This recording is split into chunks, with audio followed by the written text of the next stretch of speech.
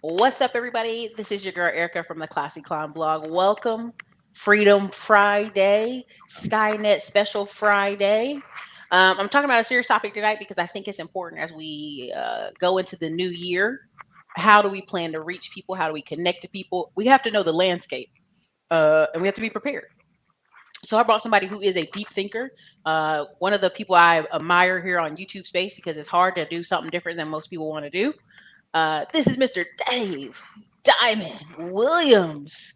Introduce yourself and tell them what you're about over there, Mr. Dave. How you doing, Eric? I'm glad to be back on the channel. 2022 New Year. So my name is David W. Williams, also known as Diamond Dave on YouTube, the founder of the highest paid part-time job options training academy. And what I really try to do is help people get the life that they desire by leveraging the options market. I also have the Laws of Game Patreon to try to give people some principles that can help them live the life that they desire by kind of understanding how the world works at a higher level. Right. So something that we've been seeing in the news, and I even brought on the finance rebel the other day, Cameron Ellis, to talk about is, we're seeing crime. Like if we're really honest, the crime has gone down. Like violent crime, drug crime, all this crime was going down for the past 20 years. And I tell people it's because we locked a bunch of people up, and most people it was easy enough to get a job and go to work and maintain your bills and be okay. What are you thinking is some of the, I'll use Philadelphia for example. Philadelphia had 500 murders last year.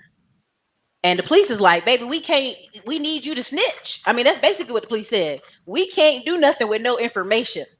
And if you ever watch the 48 hours, that is pretty much how they close any police case. And they don't close a lot of murders. They close it with somebody snitching. Okay. So we have Philadelphia, which blows my mind because on one hand, Philadelphia's got all these hospitals, got these high-end paying jobs. They got people moving from New York left and right, buying up properties, buying up houses. But then they got a shootout every 2 minutes. Yeah. What's going on, right? They just had the news today. They're not going to charge this grandma because some kid ran up to try to jack her in Philly and pop. And kid's gone. Kid's like 14. Same issue in Chicago. Chicago's got a stock market exchange there. It's a beautiful city. It's close to New York as you can be on a smaller scale. What's the problem here, right? California as well. We got a lot of smash and grab crime. This crime that's coming out of nowhere when it's one of the easiest times, I believe, to make money, to make income, to grow online. And I'm gonna go ahead and preface this disclaimer this whole show. I come from a cop family, a military family. We pretty much know nonsense. We used to have kid group homes for juvenile delinquents. We were big believers in cops don't stop crime. We don't prevent it, right? My uncles always said we can't stop crime. We show up afterwards. So we got to have a level of prevention from the community. So my uncles used to say, I wish everybody had a gun because then people would have some manners because you're not going to run up on your neighbor and act wild when you know, hey, there's a chance I could get shot. So talk to me. If you're acting crazy in the chat, I'm gonna go ahead and block you. I'm gonna tell you right now, I'm a big believer in the block ministry. Somebody got on me this week about why am I blocking so many people? Because hey, it's my platform. So Diamond Dave, introduce yourself and talk to me. Yeah, I mean, I really researched some of this before we had the live stream and trying to really wrap my head around some of the numbers. Mm-hmm. And I really think that we're just at a point to where because of the economy that we're currently living in and also because of the pandemic and what it did to a lot of people's income and also what it did to their, employment experience is that I think the poor got a lot poorer over the last 2 years. I think a lot of the money is out of the economy. And I think we have a lot of people that are desperate. And what they're now looking for is other avenues to try to figure out, one, how to act out, which is one, and two, how to make money.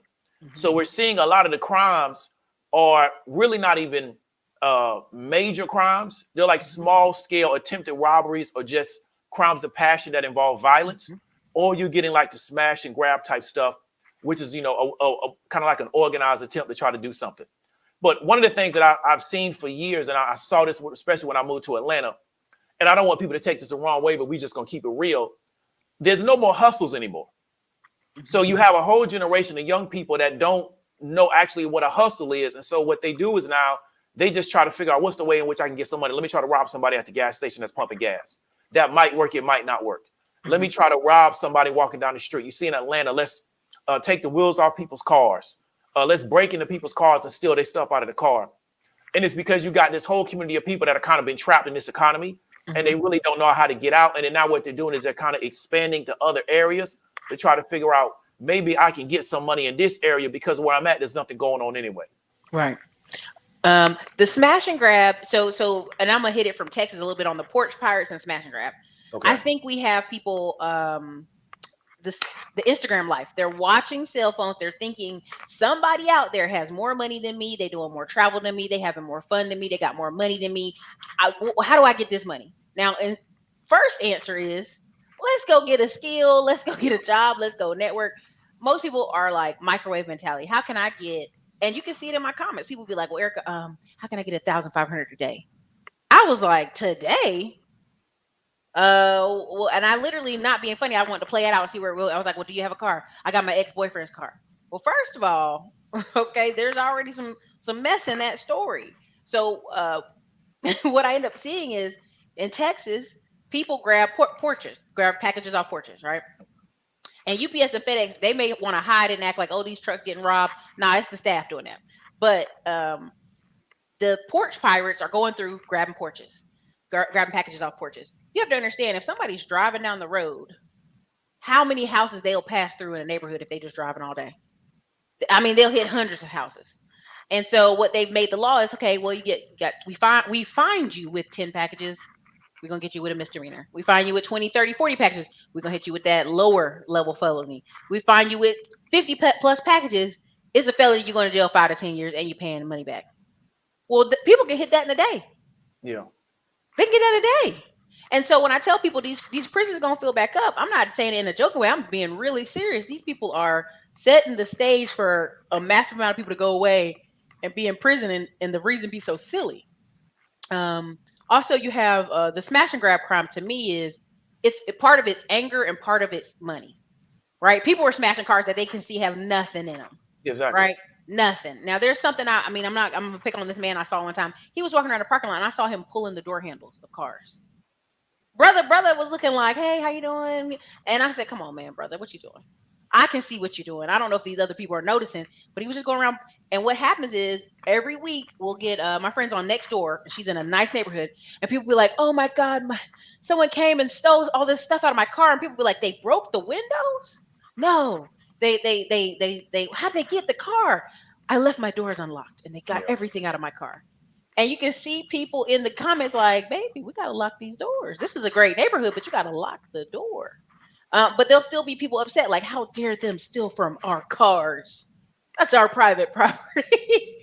And so it's almost like, what do we do? What can we do for this group of people that are in a limbo where they need money, but it's like, how do we reach them in conversation? I mean, I really think we got to reach out to them and let them know that what you're looking for emotionally can be met, but it may not be able to be met as fast as you desire. Mm-hmm. But the alternative is that you're just going to end up locked up. Because what's going to happen is you're going to continue to offend. You're going to continue to offend, and now they're going to build a case against you. And then what's going to happen is that they're going to just put you in prison, especially with what we saw in California, where you're going inside somebody's business and you're smashing their stuff and you're taking their stuff out. Once they get a certain amount of theft, now, I think that's a felony.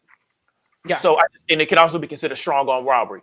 So I just think the issue is that trying to communicate to people that you're really frustrated because you can't live the life that you desire, but you don't have the skills to live the life that you desire. So you're just constantly frustrated.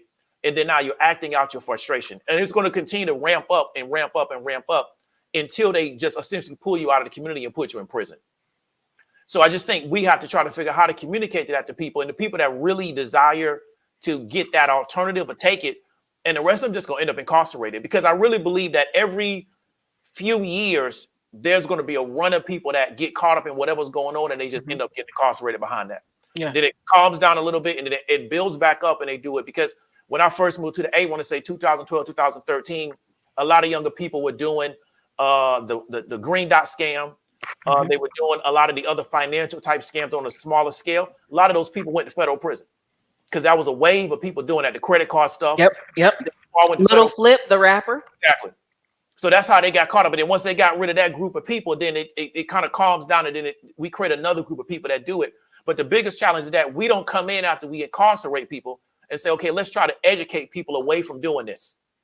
We just just ignore them. And then what it does is it builds back up because the problem has never gone away. We just got rid of the people that were doing the offenses. So part of my thing is when people talk about schools and what they're not teaching and what they are teaching, I just look at what's going on with the pandemic. Yeah. All these people, oh, my kids are here all day. I don't know what to do. I mean, I've actually talked to friends who they don't have no job, but they like, I do need a break from my kid. Baby, like, you ain't got no job. You at home all day. What did you think our parents did on the prairie? I mean, like, what did you think they did? They sent them kids outside. They ran them around. They taught a little bit of class, right? So you see all these homesteading, homeschooling videos kind of coming out in big, strong flavor. And this is part of what I'm trying to get people to understand. Like, public school education at some point is just going to be where people sit their kids to babysit. Yeah. It's really going to be the homeschool, private school community. And Black people always come in my comments and, oh, I went to a private school, wasn't that great? It's not about how great it is. It's the class size. Every study's shown that if you have more than 20 kids in a class, the kids really can't learn because of the level of noise and distraction in a classroom. Okay. So you see they're doing master plan communities.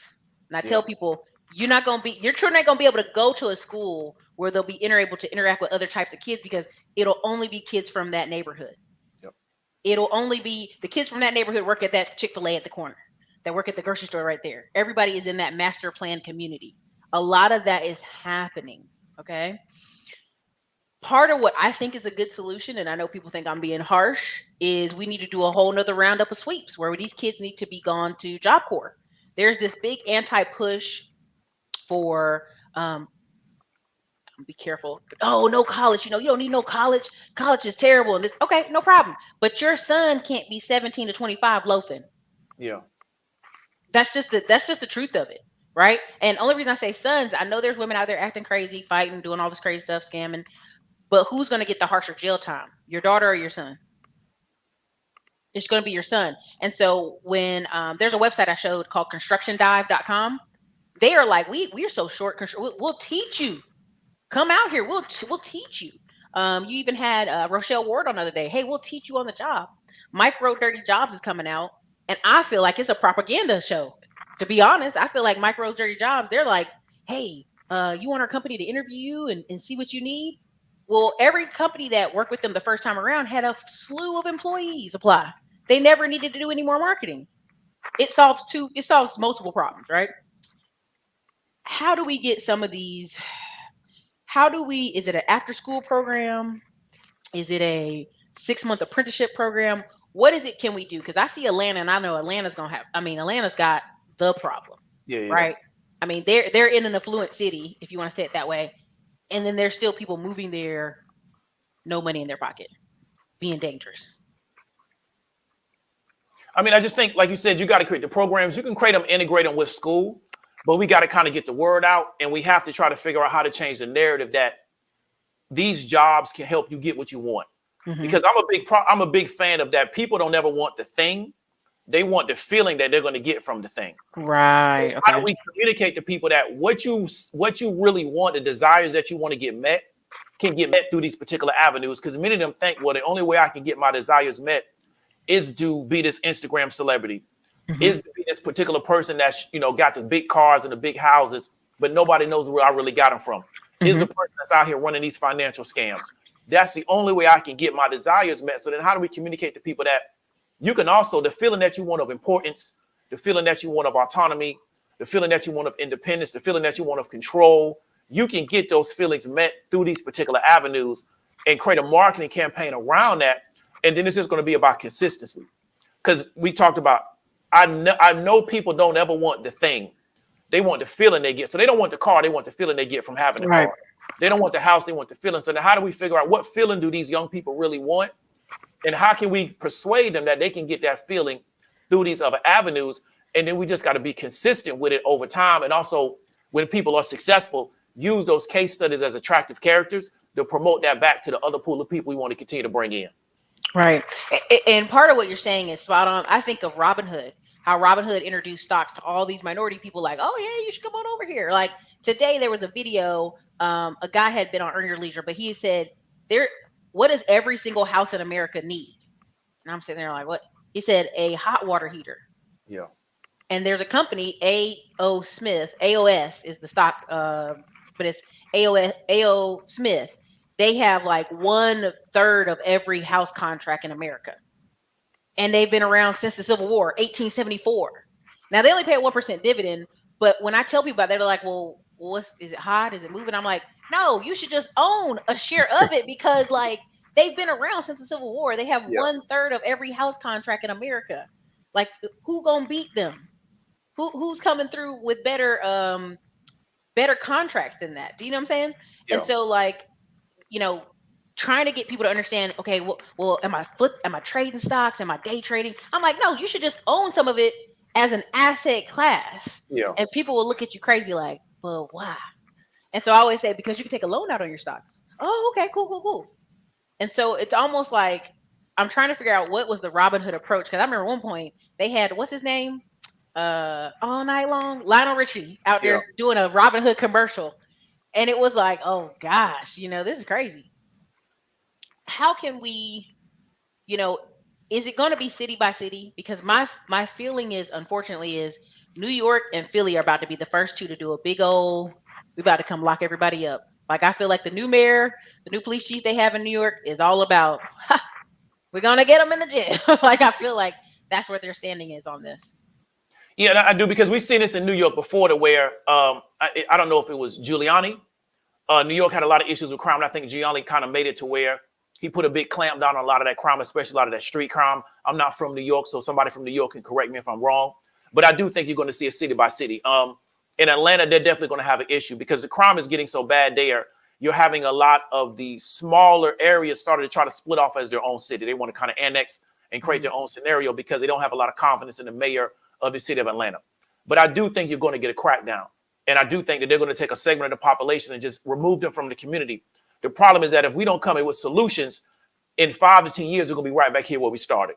Right. So that's one of our biggest issues, is that we have a reactionary response to a lot of crime without thinking about what's the solution to it. But the problem is, do we actually want to create a solution, or do we just want to react to it?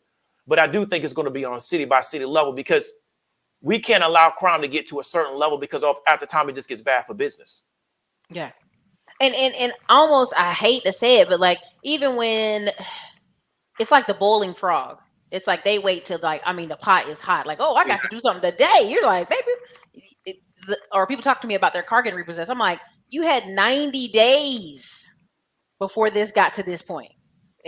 You had 90 days. It didn't just start today.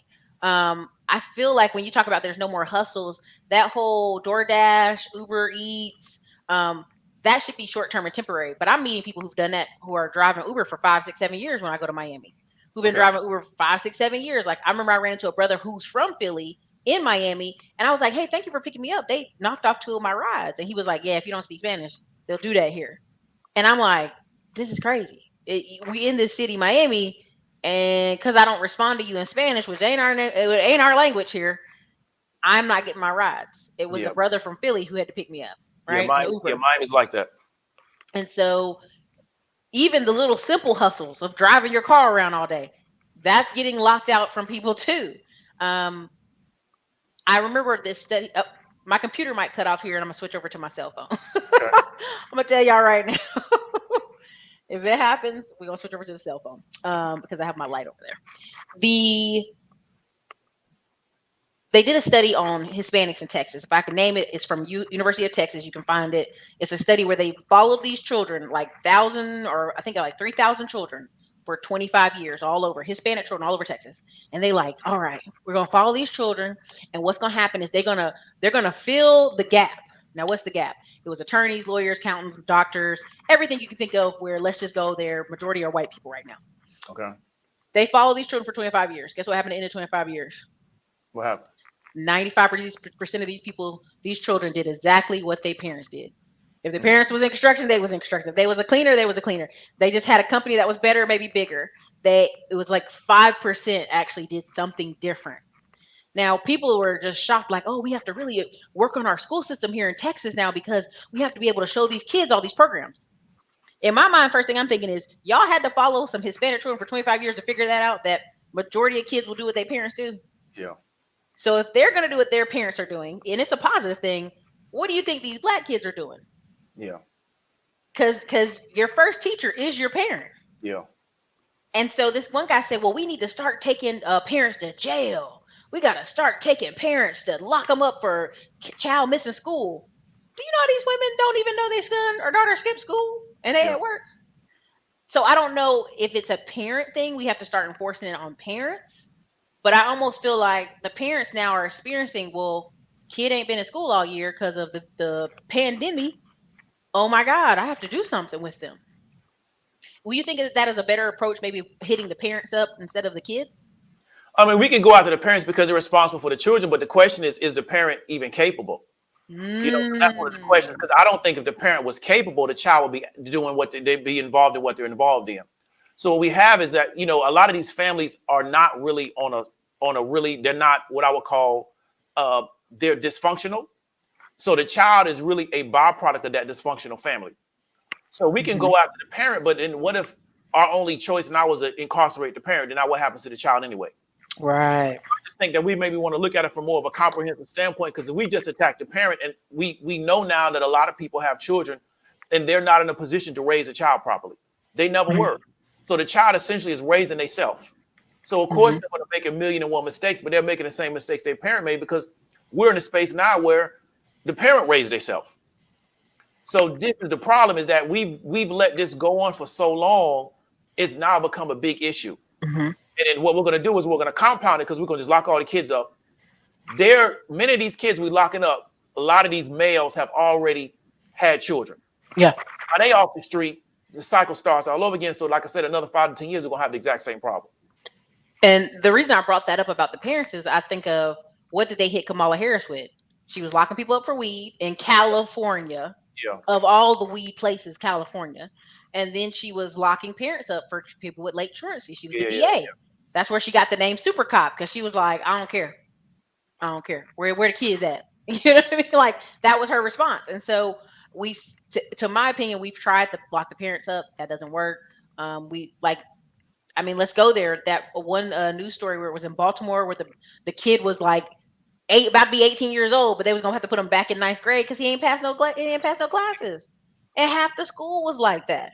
So it's like, okay, Baltimore, what do we need to do here? Do these kids need to be at a center somewhere? Do they need to be at a home, a boys' school for just boys? I hate to say it that way, especially if you actually pay attention in America. A lot of the American Indian schools, they had in colored schools, they end up being Okay, so I think Eric's gonna go to the phone. So what we're gonna talk about is the fact that I think she was saying that a lot of those Indian schools may not have done a good job addressing some of the issues that the children were having, even though they took those from the particular parents. I think one of the biggest challenges is the fact that do we really desire for these particular group of people to be successful? Are we just going to continue to use this group of people as a way to feed them into the incarceration system, and then to justify a lot of programs that we have that are currently not effective, but we just need to justify keeping the program going? Because I think one of the biggest challenges, and you see this in Atlanta, is you talk to somebody and their whole family has experienced poverty since probably chattel slavery. So one of the biggest challenges we have is that we haven't figured out how to get anybody in that family out of poverty. So things just continue to repeat and compound themselves over and over again. And so to me, yes, we're going to have to incarcerate a group of the people, because you can't allow people to destroy property, to offend, to be violent criminals in the community. But if we don't come with a real solution to deal with this group, We're struggle streaming over here.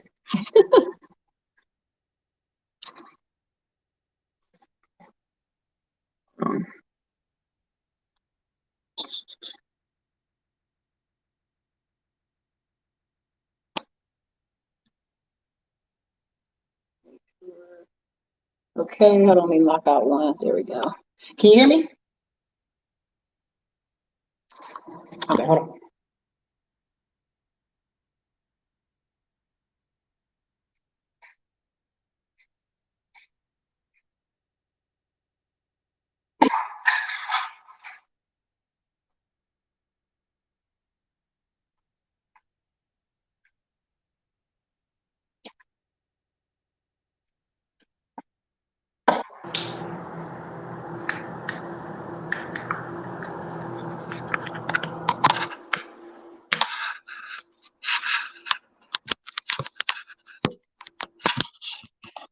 Can y'all hear me? Can you hear anybody?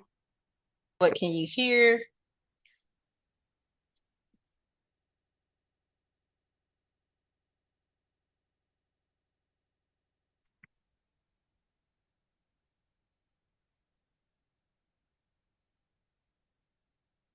Let me see. Hold on. Let me see. Hold on. If y'all can hear me, hold on 1 second. Let me see if I can.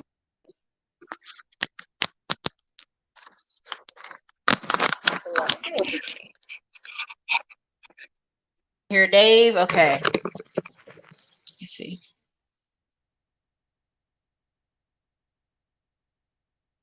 Oh, I'm sorry. I must have muted you. I'm sorry, Dave. Can you hear me? Oh, you muted yourself, Dave. You muted yourself. Unmute yourself.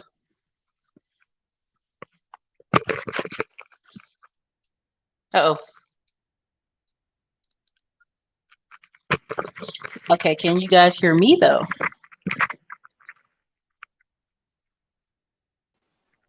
Okay, Hello. can you hear me? We can hear you now. Okay, I didn't know I was talking. I didn't know you could hear me. Yeah. I was sitting here like, what's happening? Okay, yeah. We're being creative today, you guys, as you can see. Because I got the big TV here plugged up. So yes. So finish what you were saying, Mr. Diamond. Yeah, no, I was just trying to, because I didn't want to have dead audio, was the fact that we just have to figure out if people are worth the investment. Because one of the biggest challenges is that when you go to a lot of these areas like Philadelphia, like Chicago, like Atlanta, what you see is that you have generations of people in poverty. So nobody in that particular family since chattel slavery, but really before, has figured out how to get out of poverty. And I think one of the biggest problems they have is we have to decide if they're worth the resource investment to try to get them out, or if we're just going to continue to use them to incarcerate them to justify harsher crime laws, things of that nature, because you do have a segment of the population that has kind of been, I would say, forgotten about. And they're not really being invested in to try to figure out, can we make these people more productive? And I think that's one of the challenges. We just got to decide whether or not they're worth the investment. And if not, then they're just going to lock them up and then use them as they generate income from them as people that's incarcerated. Yeah. Okay. So what I've noticed, in my opinion, about some of these areas is, prime example, Baltimore.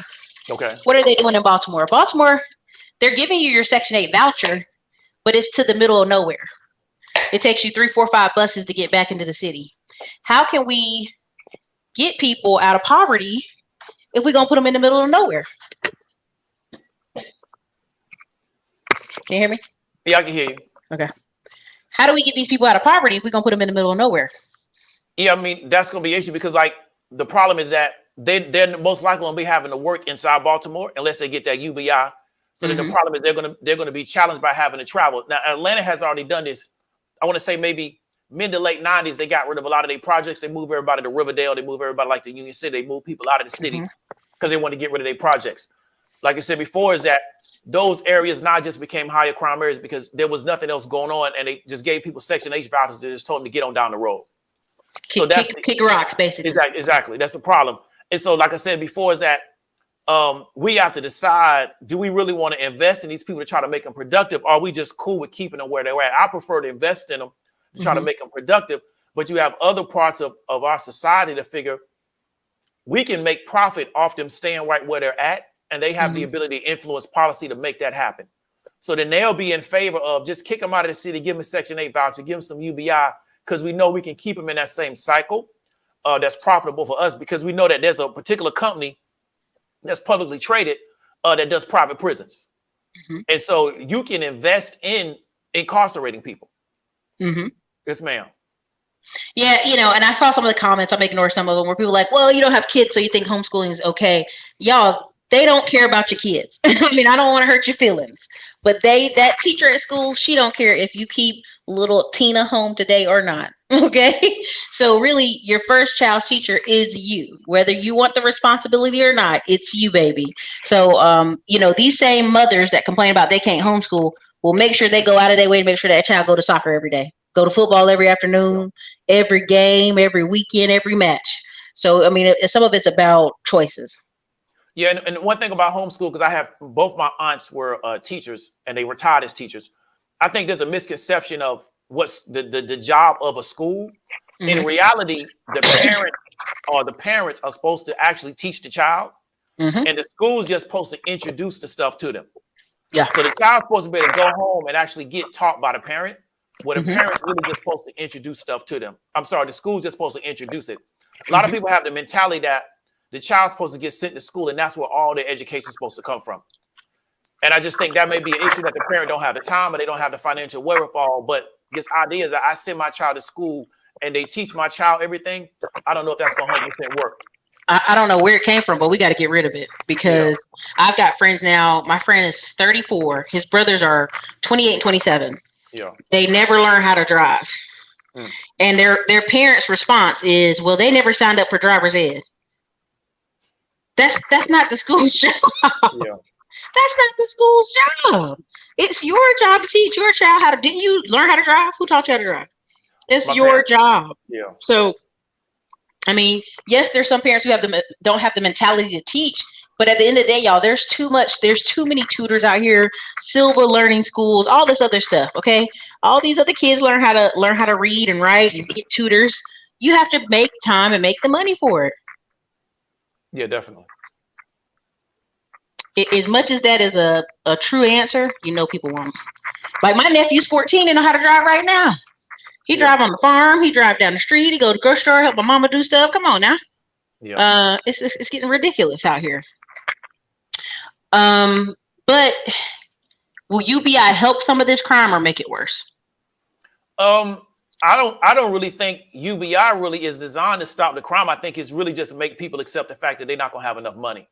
The problem is that we market to everybody. So one of the biggest challenges we have in America is we market to everybody the same way.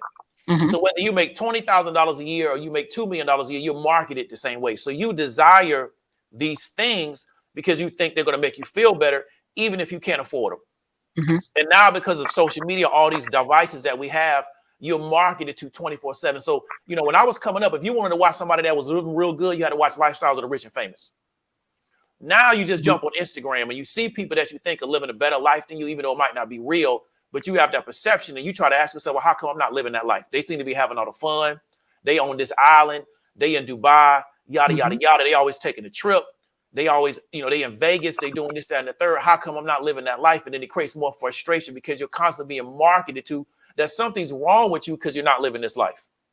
So I think UBI is really designed to try to make people be cool with the fact that they're not bringing enough money in, but I don't think that's going to work because we're constantly marketing to people that something's wrong with them because they don't have these things. Right. And then they act out and try to figure out how can I get these things, but the problem is what you're doing is not going to ever get you those things anyway. And Prime Pros, I'm going to address you on that too. State of North Carolina, which has some of the best colleges in the world, period, hands down, not just because of sports, but because of the colleges. 1/3 of North Carolina is homeschooled, 1/3 is private school, and 1/3 is public school. I suffered through public school. They took a test and they're like, this girl's gifted. We're going to put her, you should take her to this other. They literally told my parents, hey, this child's gifted. We don't test her. Take her over there to that school. My parents are like, how? You need to move neighborhoods. Yeah. Right? They already knew their school wasn't equipped. Yeah. So when people say, well, if everybody homeschooled, the children would be in trouble. No, honey, they're already being homeschooled. If you think about what your kid actually learns from you, the results we have in America right now are from what parents are providing for their kids. Lana B said, I'm a teacher in a low-income area. The kids don't care about education. They're unmotivated. The parents don't care as long as you pass them. I'm tired and we'll be leaving the field. Yeah. I can understand. I mean, my aunts have told me the same thing too, because they taught in low-income areas. Because the parent doesn't believe in the power of getting that education, and they're not teaching the child anything. So let me give you an example. I came to school already knowing how to read because I learned in my house. Exactly. A lot of kids, the parents sends them to school and they think it's the school's job to teach a child how to read. By that time, they already behind everybody. Well, I told you about my nephew, right? That's 6. He's in 1st grade, and the lady's like, she's like, I'm still teaching kindergarten. So my nephew gets all these little stars, and we're like, what are these for? He gets to read in front of the classroom because only him and one other little Hispanic girl can read. Like fully read books, fully take the test, be already done before the other children. The teacher's like, I literally have a helper in the classroom to help me catch all these kids up to like writing their name. They're 6 years old, not writing a name. And this isn't just the Black and Hispanic thing. Let me make it very clear. I went to my swim lessons, and y'all be laughing at me about my swim lessons. But there was a lady in there, and the mom, the swim, they're trying to get this little boy to swim. And they turn to the mom, who's been on her cell phone this whole time, ain't been looking. They say, hey, mom, what is his dominant hand? She gave them the blankest stare I've ever seen in my life. Like, she's like, I don't know. And you can see the swim instructor really immediately got mad. She's like, this parent don't even know. So she said, which hand do you feel comfortable with? Trying to teach him how to do the paddle. Yeah. And he just picked a hand. He didn't know either. Yeah. I'm like, this little boy is too big, too tall to not know which hand he write with. Exactly. Now, he may have been 4 going on 5, but still he should have been already writing his name. And so this isn't a Black or Hispanic thing. This is just folks is lazy out here. Yeah, I mean, I'd agree. You have to invest in your children. And what really kind of burns my mind is these people are expecting these children to turn around and take care of them later. And I'm like, how? Yeah. Mass Hopkins, this can't be the only answer. This can't be the only answer, right? Because so what? They don't have money. Immigrant people come here with no money. The other day my trainer and me got into it because he was like, okay, you got Africans and Haitians and people coming here, they can barely speak the language and they still doing well. What is it, because we're Black, or what is it because? And I'm like, it's habits. Yeah. It's Diamond Day. Is it money? Is it the money? I mean, money plays a role, but it's a belief system. So one thing I try to teach people, and something I used to instruct, is that you have to understand is that if you're where you're at in this world, it's a byproduct of what the people before you thought about the world.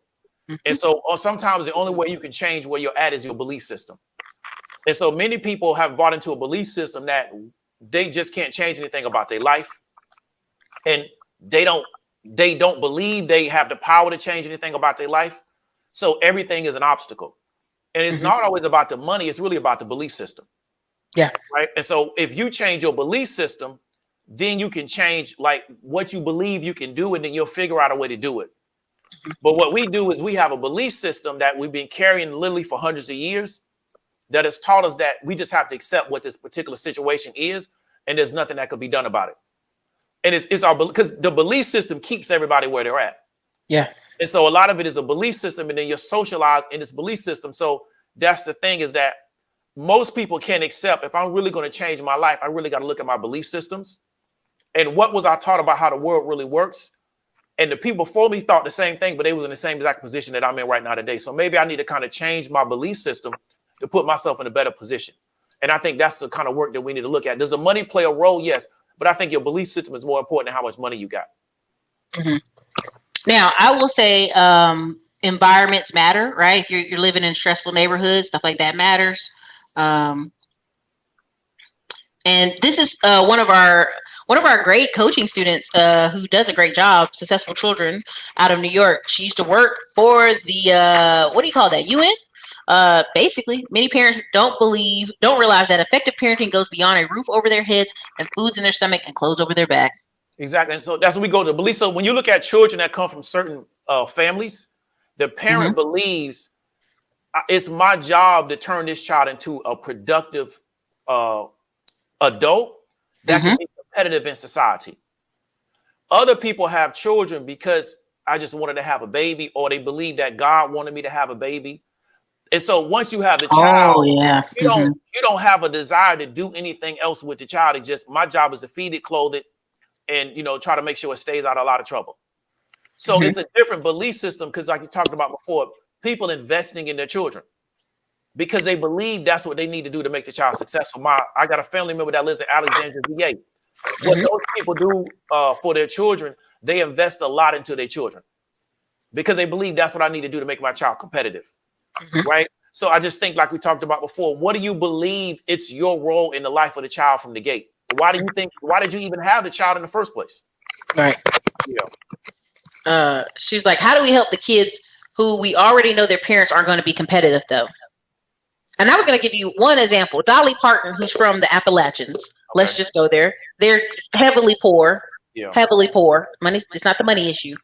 The state of North Carolina, if you're across the line after Charlotte, across 13 counties, you're allowed to go to school absolutely free. College for free. Most of them don't take it. Yep. They just don't.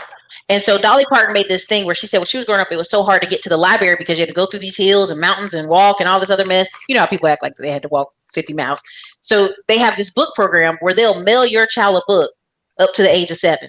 And I signed up both my nephews for it. And every month they got a book. They're like, look, I got this book.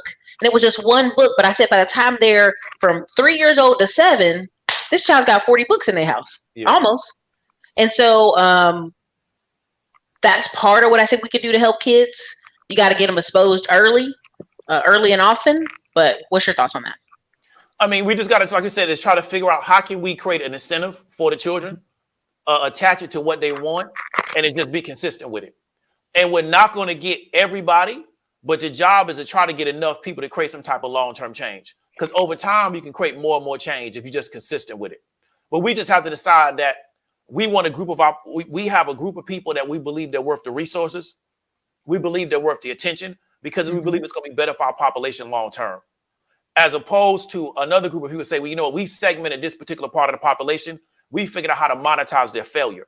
And that's something that we really see in this system is that we have business models around monetizing the failure of people. So if you fail with your family, they've already figured out how to monetize that because they're going to make money at you. When you go to the court system, they make money. When you get incarcerated, they continue to make money. So your failure can be monetized.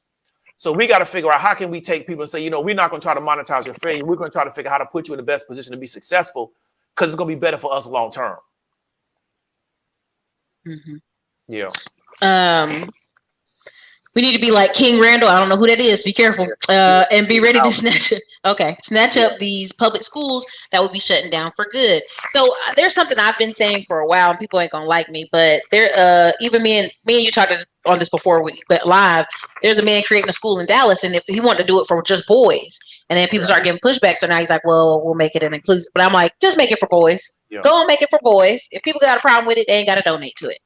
But I seriously believe in almost every one of these major cities, you got abandoned buildings that are going for, and again, this is my anger with people talking about commercial real estate.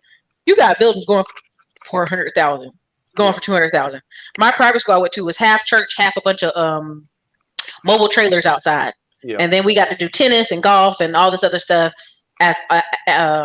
from like 3 p.m. to, well, usually from about 1 to 3 before our parents picked us up. So it's not the space size. Like I even showed y'all a video here on in the stories where I drove by in the Jewish community, which got money over here in Austin. They bought up $1 million corner lot and put 5 mobile trailers on it. Yep. And it's just the funniest because I'm like, y'all bought $1 million corner and put trailers on it. They don't care. They painted them blue, put a giant, what's the thing that had the candles on it during Christmas? Oh, I know what you call it. Is a menorah? I think it's a menorah. They put a giant one out there. Yeah. Like say something, like, and had lights on it. I was like, okay, well, ain't nobody gonna say nothing to you on this $1 million corner. I don't think they want it. Yeah. And so the excuse of we don't have this or we can't afford these commercial properties, it just is what it is. I'm tired of hearing that. That's an old excuse. If you want to do a school, you want to do an online school, you really can. There's even a school, and I'm gonna bring it up, that supports Cynthia G's channel, and they out of New York. Yeah, I know you're with 2 locations. Yeah, I know you're talking about. Yeah. he runs an ad on her channel. He does. Exactly. I know you're talking about. Yeah, I mean, we just have to, like I said before, is that we have to change our belief system, and we have to decide that the investment is important. And many people have not accepted that. They have not decided that the investment in the child is not important. We have not made a decision before we even have the child of what we want the child to be. We have a belief system that pregnancy is just. It's the Virgin Mary. You just have a baby. So as long as we're operating under that belief system, then you don't have the child for a specific reason, as opposed to I just want to have a baby. Other people have children because I need somebody to control this wealth that I'm building.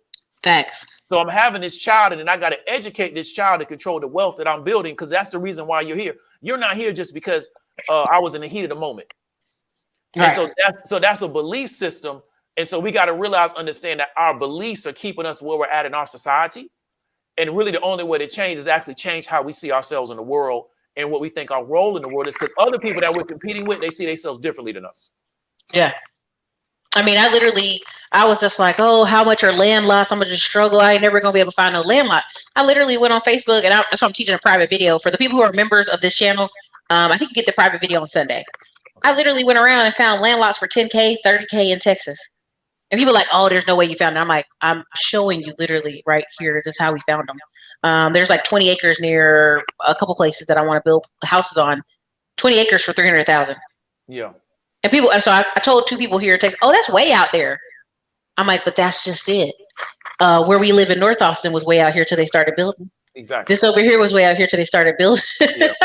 You build them houses and make the prices a little bit lower than the other houses, they're coming out there. They don't care. You're right, because I know I got family members that live in Gastonia, and they were telling me we should have been buying property in Gastonia. Oh my God, you'd be rich. Rich, exactly. So that's. I mean, I remember them making fun of Gastonia. Talking about you want to stop at the gas station in Gastonia. Don't stop. Like, I mean, they used to make jokes on it. What's his name? Limp Bizkit. Yeah. Fred Durst, the white dude. He was like, I'm from a little SC town called Salisbury, but near Gastonia. Yep. I'm telling y'all, if you were in Monroe, Fort Smith, South Carolina, if you were in what's that one other than Monroe? It's near Monroe. If you didn't buy no land over there, I can't even talk to you because I mean, Dave, this is how bad it was when I was in Charlotte during the when it failed, when the economy was falling. Yeah. 2008 we were renting an old house for $500. Like me and three other girls, we were renting. I'm like, this is crazy. Houses that were $75,000, less than 6 months later, they were $25,000. Yeah. And they were offering it to the homeowner, like, hey, just come to the auction with your credit card and buy it. And people didn't even have that. So I know the land in Gastonia and all those places was nothing. It was dirt pennies. Yeah, it's nothing. Now it's blowing up out there. Yeah, I seen Soul and Green. It's a decent movie though. Excuse me.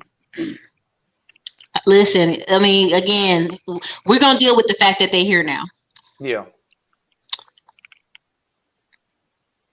Yeah. And this is a big thing. This is a big thing.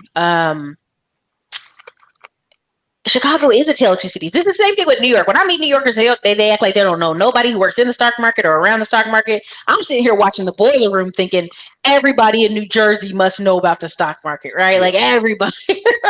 And to me, that's when people complain about Chicago and I ask them, hey, what's going on in Chicago? Oh, it's a lot of nepotism. They only hire their own family members. Ain't that what they're supposed to do? Yeah, exactly. They're supposed to hire people that's not their family? I didn't know. Yeah, I got a lot of family in Chicago too. They tell me the same thing. They say it's pockets of the city where you have that crazy stuff going on because they live actually inside the city. And it's a lot of the cartel. That's that one part that the news don't conveniently tell you about that part. Yeah, that's another thing.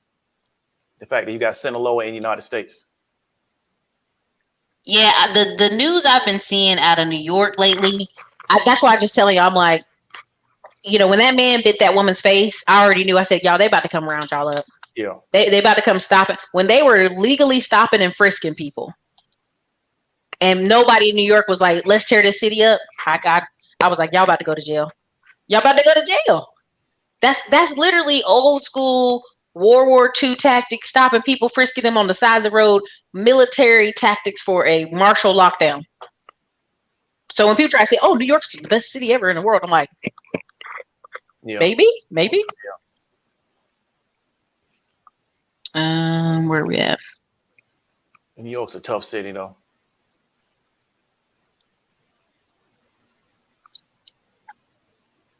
Oh, I see what you're saying. There.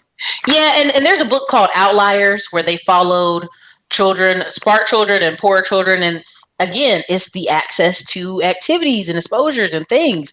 There is a coding program, and it makes me angry, but there's a coding program up here off Palmer and off of this, what's the other road?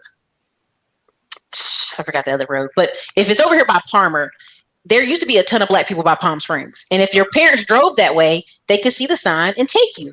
But now there is no black people in this one area. So who's getting all this coding free? Like, it's a government program that they created. It's free. But they originally created it for the poor people off Palm Springs, which no longer live there because Austin has changed. And so same thing here in Austin, where I told people about the free network administrator degree. It's free because Dell paid for it for like 1,000 people. I think they ended up doing for like 7,000. I literally had 2 black men from New York move here, did not tell me, took the free course, took the free thing. And when they got their job, they sent me a picture. I'm going to use it for the testimonial coming up here for some videos because That was amazing. I was like, you didn't call me or nothing. They're like, well, we just, I came here with my backpack. I was real homeless. I was like, dang. Okay, thanks, brother, for not calling me. Just get that school degree. Get that degree. Get that together first. So there's people moving to get access to this stuff, y'all. I will say this. As a child who was severely bullied, and it wasn't until my parents put me in karate. And my dad said, if you come here again crying, I'm going to go to school and whoop people's ass. You're going to have to go up in there and whoop somebody's ass. Until the child fights back, bullying is a problem, is why parents try to do so much superficial stuff for the kids, right? When teachers ask for supplies, well, why do we need so many supplies? Because we're community sharing the supplies with the other children who parents don't bring the supplies. I mean, I literally see every year around Facebook, I had to start just ignoring Facebook, where it'd be like 100 Black moms complaining that they had to send $200 worth of supplies to school. Yeah. And I'd go, they're like, well, my child ain't gonna use this much paper. My child. Okay, if your child's in a classroom where there's not equal supply, everybody doesn't have supplies, they're gonna start taking the supplies from your child. Yeah. It's the same thing applies when it comes to bullying and all these issues. If your child comes to school underdressed, it creates this environment for kids to be overly stupid. So parents will focus hard on what the kids look like to kind of let them surface go by all the bullying, but not for the supplies. It's just something about that just drives me crazy.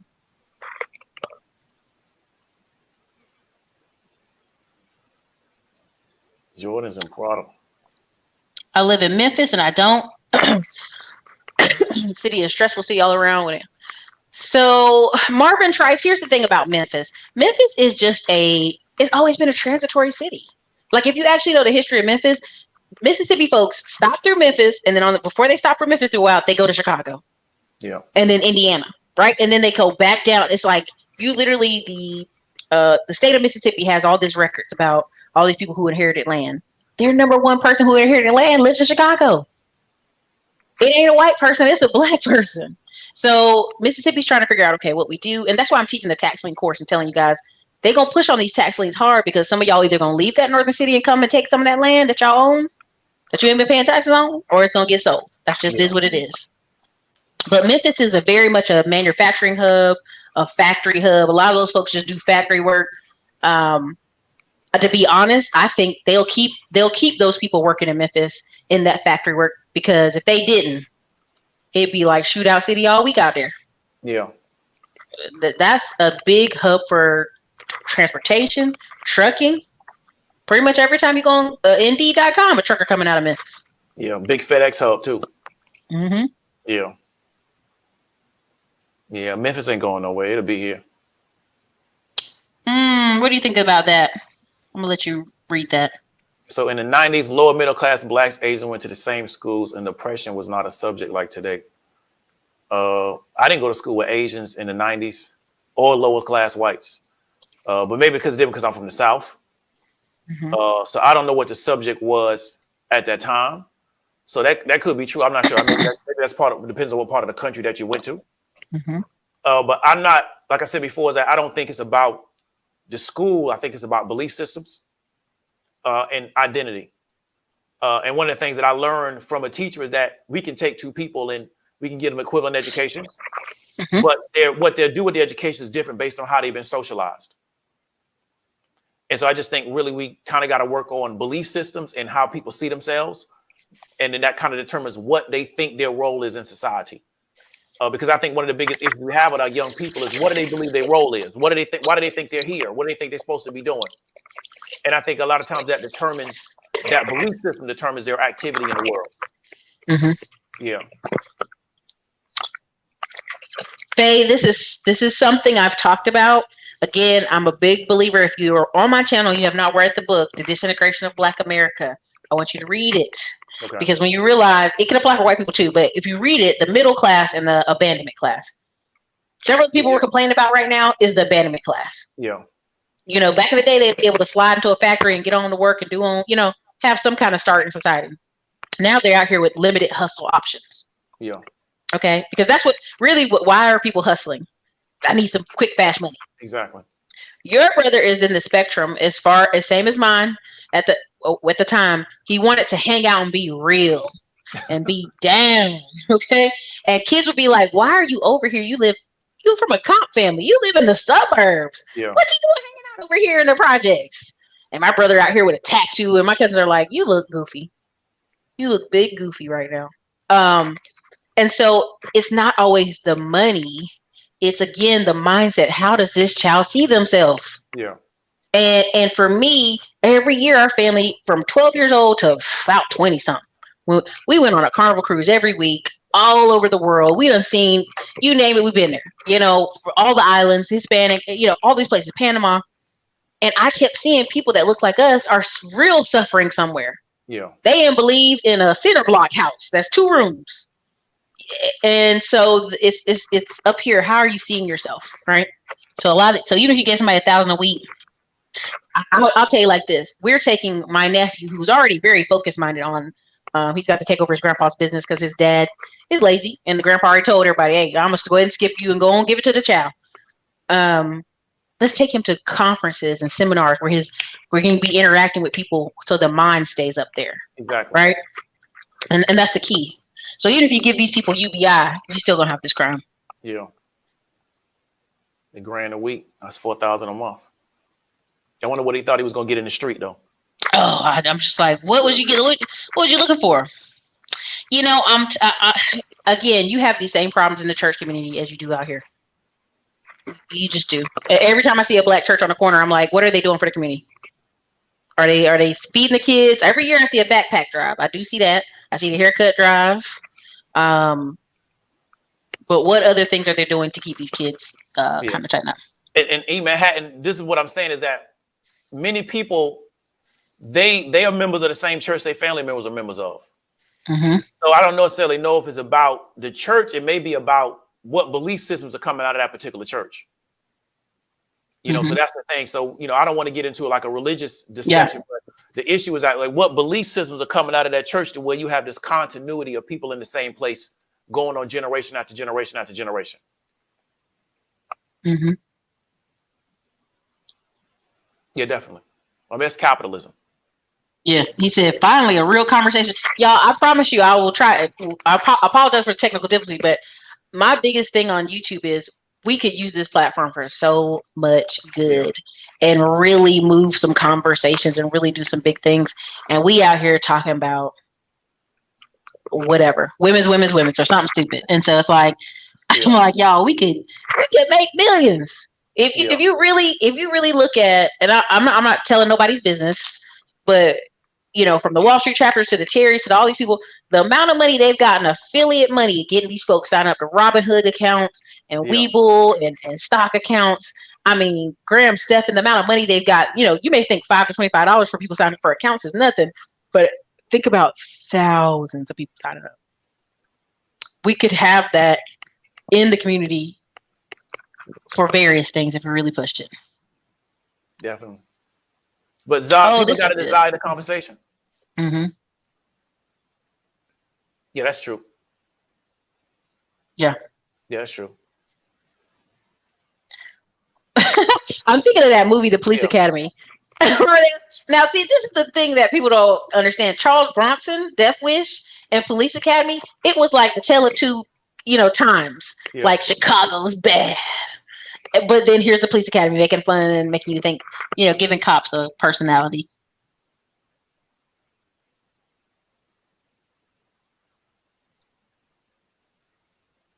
Yeah, definitely. Oh, okay, I did not know that. Thank you. I did not know who y'all was talking about. Well, I thought he was talking about the dude out of Albany. My bad. My bad. Yeah. Look at that. There we go. Congratulations. That's what I'm talking about. Definitely. Good job on that. His school is just for boys. Yeah. So that's the other King Randall. Okay. So we're talking about the same person. Yeah, okay. I'm thinking first I was thinking of the guy in Brooklyn with the two schools that turned it around, charter schools. He was on Oprah.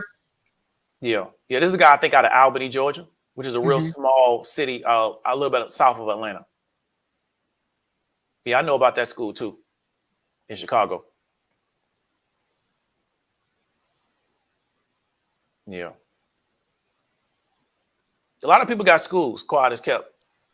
You know. I know Yeah. that goes against the narrative. We can't Yeah, make money off that. Yeah, a lot of people got schools quiet as kept. They just not on YouTube. They too busy running that school. Y'all, and this guy's like, why you want to take a break, man? Meet Kevin and all these people making money. I'm like, yeah, but me, Kevin, and them have staff to run their stuff. I ain't got a whole 18 people to run something. I need a break. Yeah. They're too busy running their school. So, here's the thing. We've had 18 to 24 months of basically not evicting people. Even here in Austin, Texas, we can't evict people till March 1st. Yeah. And even before that, last year, the only way you could evict somebody is if they've been late 5 months.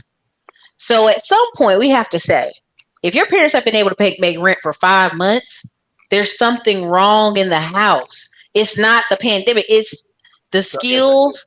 Something is wrong in the house. Because we're talking about 2 years.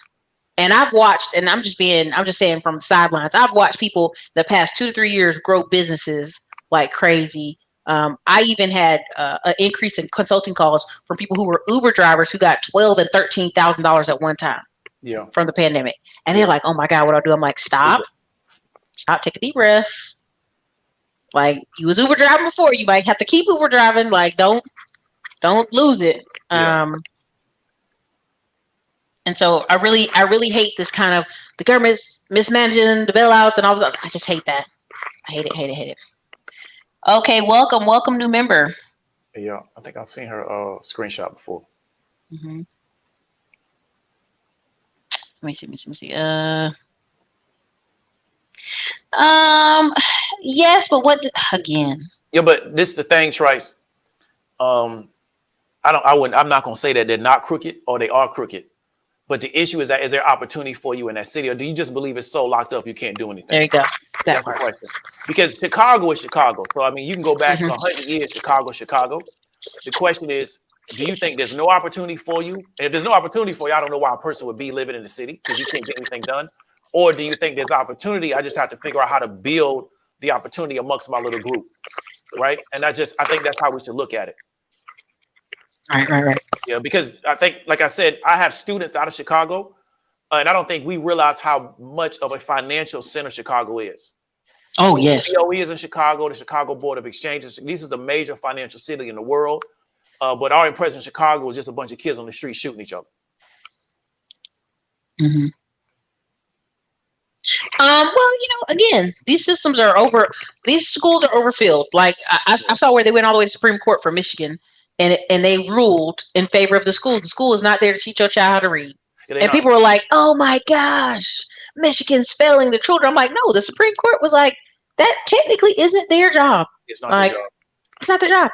No, they really just supposed to introduce materials to your child. They may supposed to test your child, but you're really supposed to teach them in the house. Because how does the school teach your child morality or value sets? Is that their job too? Or are they just supposed to teach your child education? I think that's the problem. Yeah, you're right, Ms. Williamsburg. But like I said before, it's about belief systems. Mm-hmm. So a lot of times people don't take advantage of opportunity because they don't have a belief system that will allow them to take advantage of it.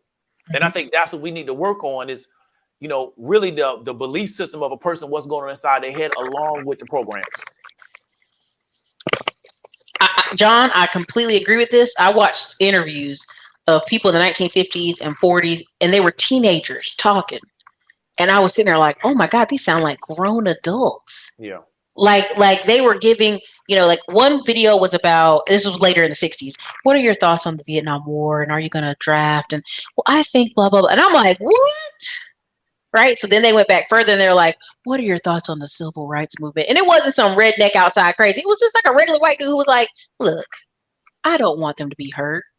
How can we get them to be calm? And what did he say? How can we get them enough stuff in their community so that they don't have to come over here? Yeah. And if you played that today, you're like, oh, he's racist. I said, no, it was a regular white dude walking down the street and was calmly answering a question from a reporter holding his mic to his mouth. And that made sense to me. Yeah. He just said, how can we get something over their community so they don't have to come over here so they don't get hurt? He won't even toothpick in the mouth, Southern movie, nothing, none of that, And so if you look at high school, I mean, especially if you see some of these spaces in Texas, they've covered over some of them or cemented over some of the areas where it used to be a gun range. Okay. Used to be, we're down in the basement part, they're shooting against, which we don't have basements in Texas. Some of them look like swimming pools because they were a wall and it lowered down. But like they have those still here in Texas. In some places they've covered them. Some of them they don't cover. They just don't use them. And so if you look at high schools many moons ago, some schools had home ec, how to fix cars, you name it, they had it. You could leave with actual skills. Let me see. Anything else I missed? Listen, y'all gotta stop. That ain't even their job.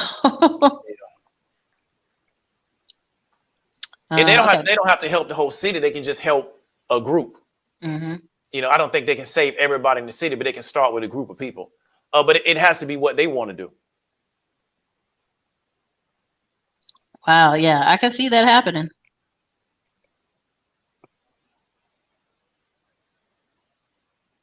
For is a new blue oval plant, not too far from Memphis. Yeah, y'all, I tell y'all, that's all they want to talk about on here. And I'm like, they lose it. Yeah, that's what trends. Mm-hmm.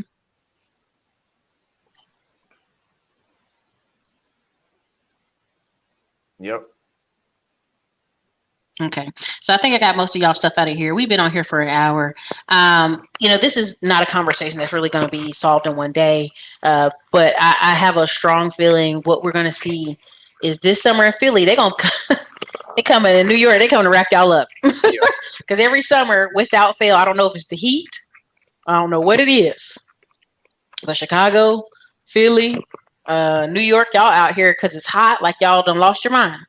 And so I have a strong feeling you're gonna see a lot of people, wrap you on up this year, and call it a day.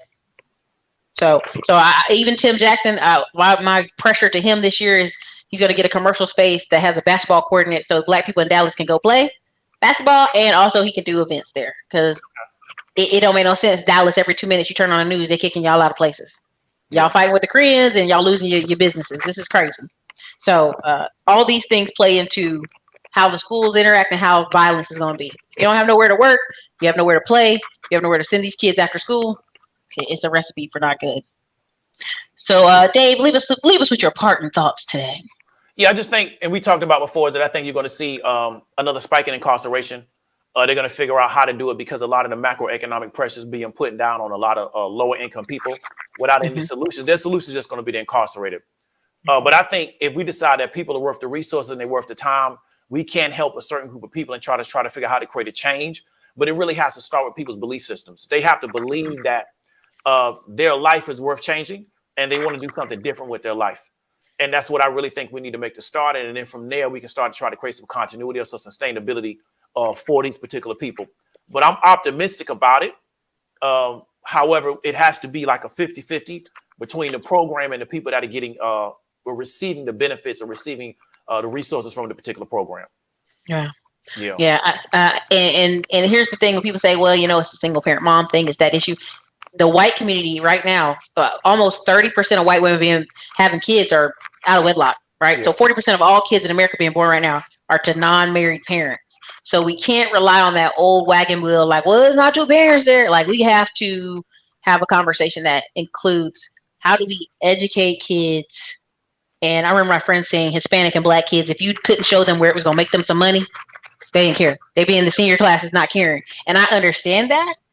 But how do we teach to those kids? I'm almost like, yeah, go ahead. I'm almost like if you have a series of videos or a series of ads and training to be like, if you're 17 to 23 years old, right now, you need to blah, blah, blah. Like I almost am tempted to do a late night infomercial and a radio plug that just says that over and over. And it goes to some product.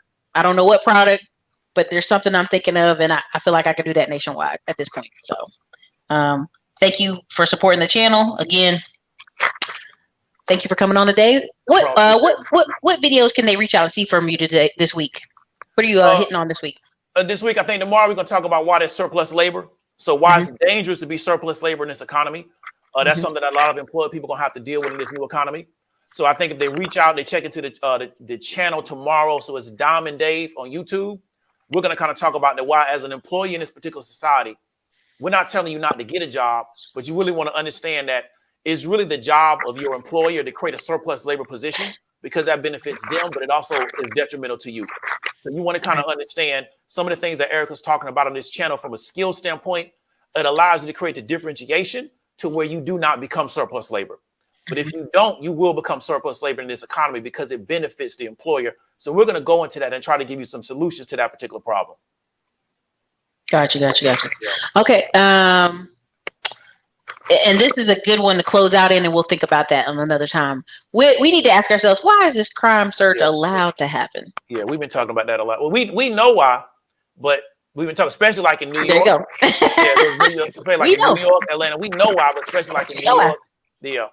Y'all about to get round up. We're about to get everybody out of there.